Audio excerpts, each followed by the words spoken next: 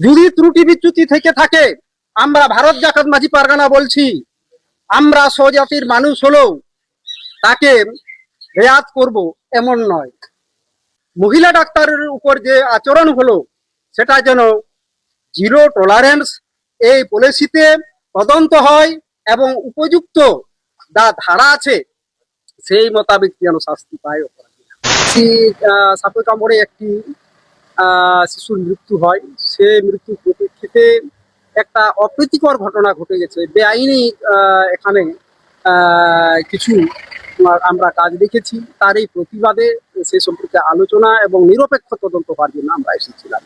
কি কি দাবি ছিল আপনাদের? আমাদের দাবি ছিল শিশু মৃত্যুর ঘটনাটি নিরপেক্ষভাবে তদন্ত হয়, কোথায় কি ঘাটতি ছিল, কি অসুবিধা, যদি ডাক্তারের গাফাতি থাকে সেটা যেন শাস্তি দেওয়া হয়।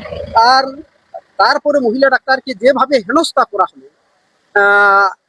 আইন এলাকার মানুষ যেভাবে হাতে তুলে নিলেন, মহিলা ডাক্তারকে এখান থেকে ধরে নিয়ে গেলেন ছাগলের মতো, সেটা অত্যন্ত প্যাথেটিক।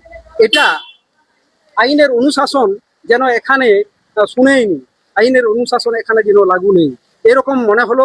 তাই মহিলা ডাক্তারের শারীরিক ও মানসিক যে নির্যাতন হলো তার নিরপেক্ষ এবং অপরাধীদের শাস্তি দেওয়া, এটাই দাবি ছিল। এটাই। আপনার নাম? আমার নাম রতনলাল হাসদা, ভারত জাকাত মাঝি পারগানা মহল। ওনারা কি জানালেন? ওনারা বললেন ঠিক আছে, যতটা সাহায্য করার আমরা করব।